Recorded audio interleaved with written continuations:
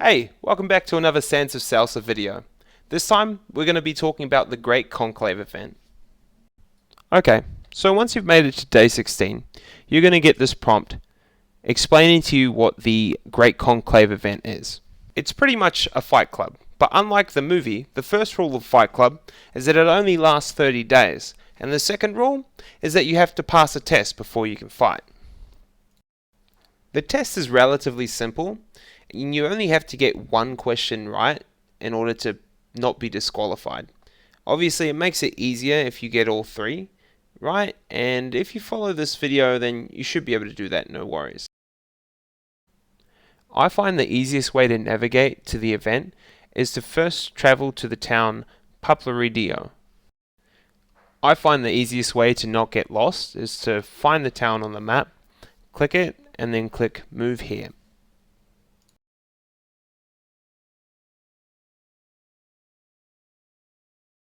Once you arrive, the event is just northwest of that village.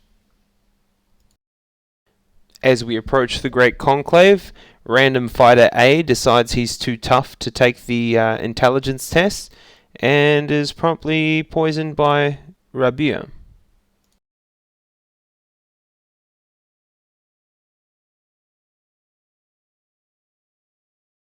So the first step, we need to talk to the guard.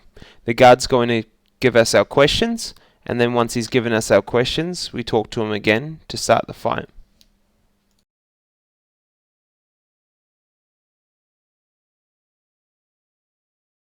I can't really be bothered explaining the logic behind it, so you're just going to have to trust me, bro. The answer is the top one. 10 chickens and 6 rabbits.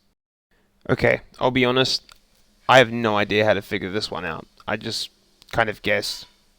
But yeah, it's 21 people. Again, answer to the third question is 10.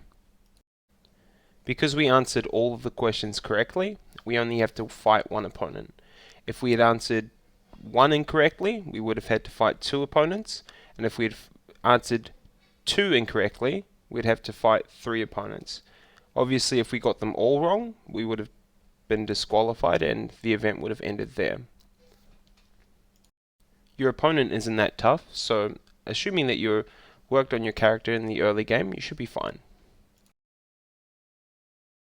Now you can go to the treasure keeper to get your reward.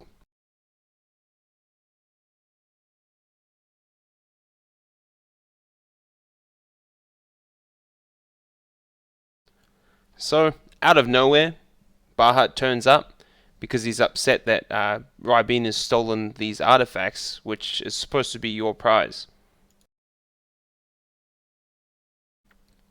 So as tensions are getting high between Rebiya and Bahat, you have to start thinking to yourself, which one do I side with? No, you don't really have to think that, but you can if you want. Maybe you're a simp. Maybe you like tough dudes. I don't know, that's your personal preference. Nothing to do with me. Yeah, that was kind of a joke. You do need to decide who you side with because the two of them are about to fight, and depending on which side you pick, you'll get a different prize. There's also a third option that you can just take the relics and run away while the two of them are fighting, which isn't too bad. The only benefit to picking a side to fight with is that whichever side you pick, you're going to increase your relationship with that faction.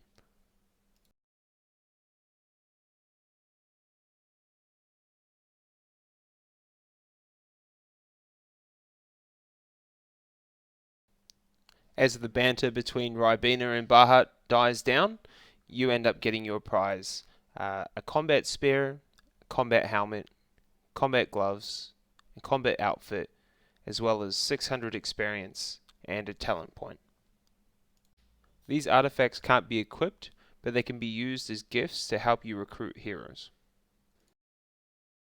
Now I'll show you the perspective if you choose to fight with Bahat's side, as well as the prizes you get.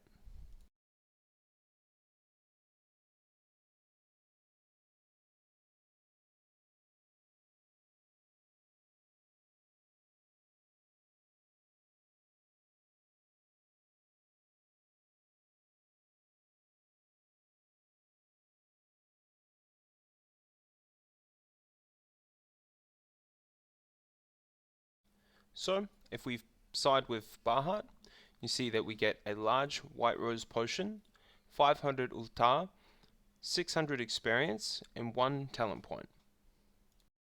For me personally, I'd much rather have the artifacts because of that potential to recruit heroes earlier in the game, whereas a white rose potion doesn't really do much for me on day 16 or 17.